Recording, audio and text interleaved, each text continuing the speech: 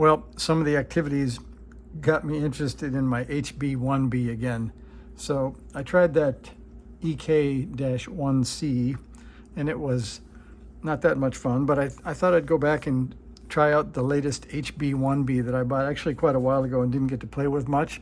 And honestly, I'm not sure what shape it's in. So I wanted to first see, like, it's heavy, so I think it's got batteries in it. And when I powered it up, I was quite surprised because it powers up and it shows 11.6 volts. So we'll give that a check. And also, I've got power here, and apparently it has two jacks, 9 to 14 volts and charge. And you're either in charge or on, so you can't do them simultaneously, but it seems to be powered up anyway. So it's got 11.6 volts internal, and now it's still 11.6 volts. So I don't know if maybe it doesn't run on the battery when you plug it in. Oh, I guess it does. Let's see. Seems to have reset. So let's turn it off. Okay, now it's 13.8 volts. And I think the first thing we have to do that somebody never did before was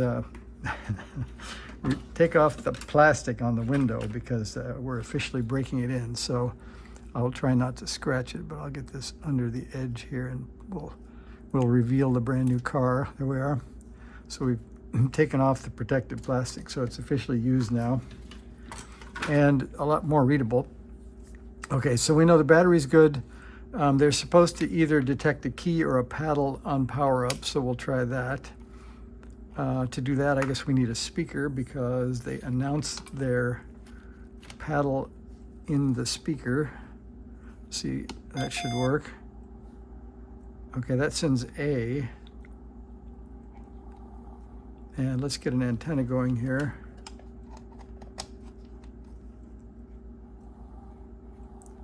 And let's see, I'm on the dummy load.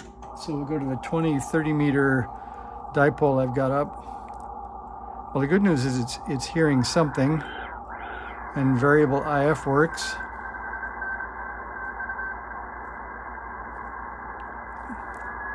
We'll give that a check mark. Let's see if we can actually tune a station in here. So we're on VFO. So now we're in the kilohertz mode, I guess. So if we push once on the knob and it stops flashing, now we're in, I guess that's tens of hertz. And that's hundreds of hertz.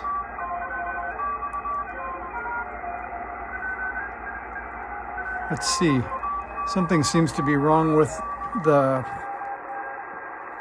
so if I give one click to the right from 27, I get 37. One more click. Okay, that's working if I go slowly, but it skipped one.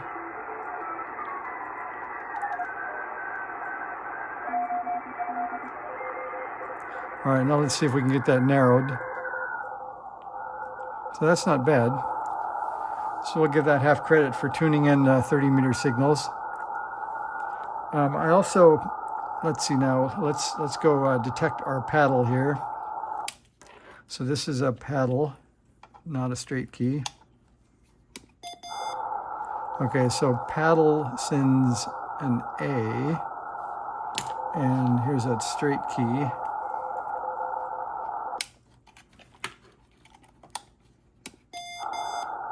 That sends an M, so I think that's working. Now we'll go to dummy load.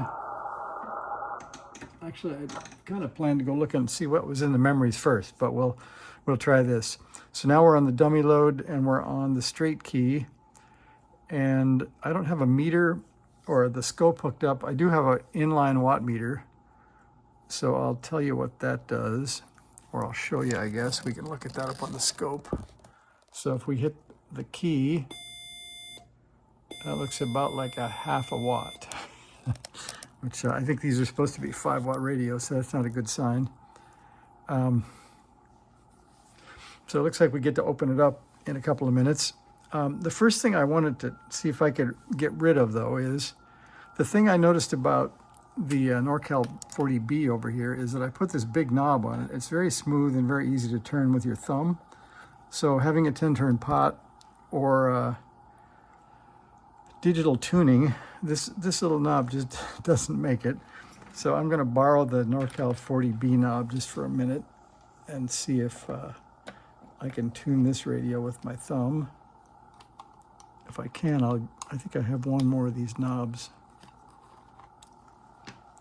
That's nice. So it has, it's made for knurled knobs, which we don't have. We have a regular old smooth shaft knob. I'll try to put the set screw on the split so I don't smash anything. Maybe it'll cinch up okay that way. I have to leave a little bit of space because I have to be able to push down.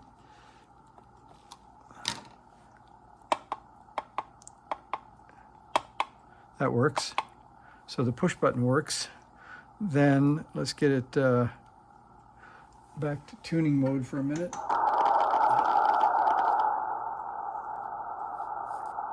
Well, that's a lot better. So now I can sort of tune it instead of trying to just twist the knob. So I could live with that. That's a lot better.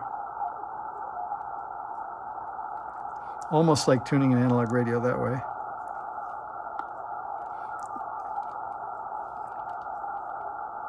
So we'll leave that on temporarily. But I guess we can look at the memories really quick just to see what we have. And then I guess it's time to open it and see why it's only putting out a 1/2 watt. So we're on memory. That's 13. So I'm going to dial down to 1. And we can just write down the bands. So memory is 1, 2, 3, 4, 5. 1 through 5 are on the 80 meter band. I also noticed that this rotary encoder is missing. Some of the clicks don't actually cause a change.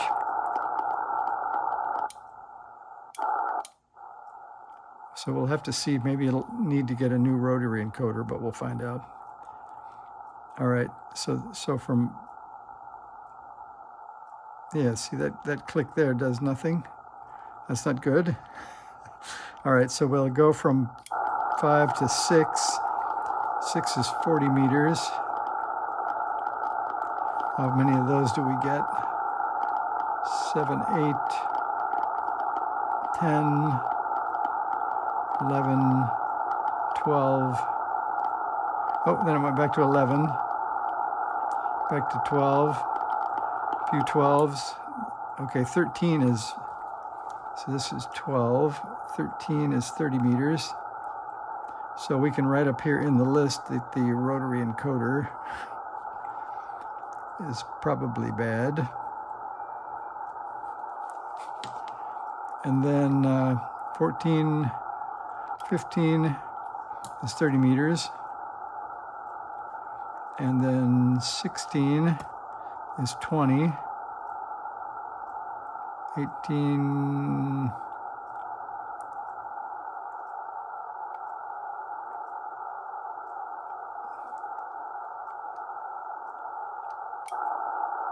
okay, so 25,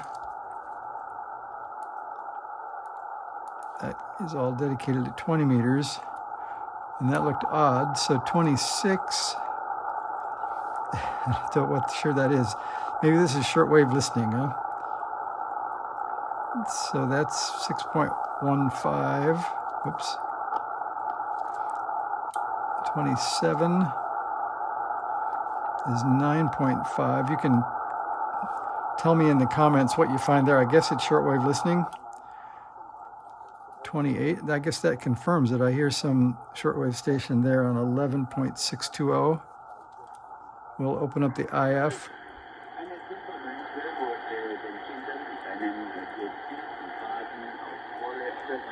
Oh, there you go. Now you got a shortwave listening radio too.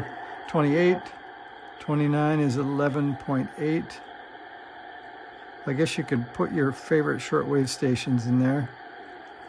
And 30 is 13.610. I don't know what you do with those, but they're definitely some kind of shortwave broadcast. All right, so we'll give it that. So it's, I guess it's sort of functional or barely functional, I don't know which. So now we've been on 13.8 for a while. We'll pull the plug. We're still at 11.6. I don't know if there's any indication if I plug power into charge and then go into charge. I'll see if there's any LEDs or signs of charging here. Seems to be nothing. So we'll assume that maybe that charges something because the battery had some charge in it. But we're going to pull off the wires and see if there's any signs of smoke or other things that we don't think should be in the radio. I don't know what's going to fit. That's kind of okay. I don't have my tray to put screws in, so I'm going to violate my own law. Just put them on the bench. So somebody put different rubber feet on it, I think. I don't know if it came with these flat stick-on ones. I've had one of these apart before, and I believe there was something magic about having to unsolder a wire on the BNC or something like that to get into it. This doesn't seem like I should have unhooked it. Something got loose, but isn't getting any progress toward getting the case off. I'll give it a little pry under the hood here.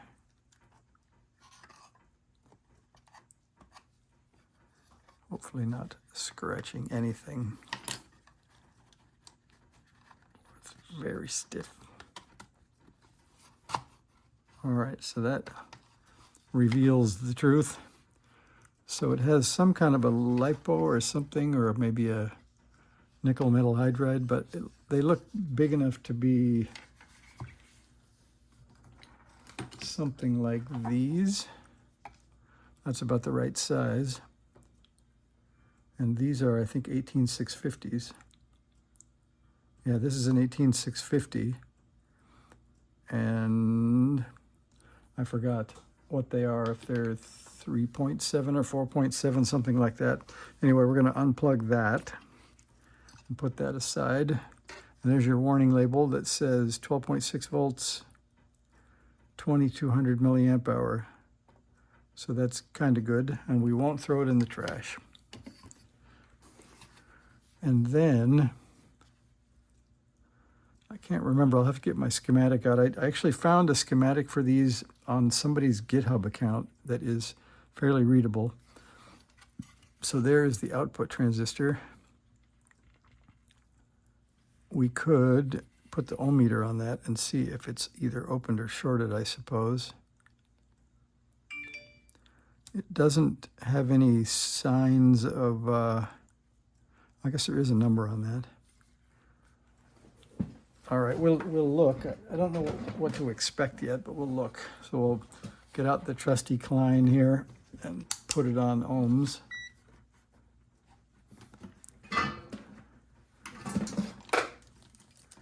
And let's see if we can figure out between these two leads.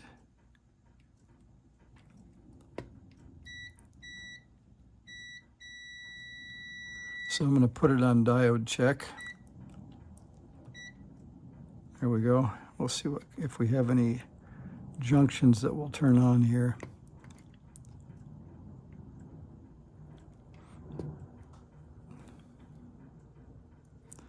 I don't know what to expect for a pinout either. So that says 0.55. That's kind of promising. We'll go the other way and see if that's a junction. And it's 1.6 that way. Well, that looks like kind of like a short. 0.002 volts, trying to bias that. And the other way, yeah, I think we'll have to pull it out of circuit because it doesn't look like two diodes like you'd expect to see. So I don't know if this is a FET or a transistor, but I'm going to call that the first installment because I'm going to pull the board out. I'm going to go find my schematic, and then we're going to see if we can discover what's wrong with the transmitter. So thanks for hanging out for a few minutes. I'll get prepared with the next step of debug, and we'll go back at it again. See ya.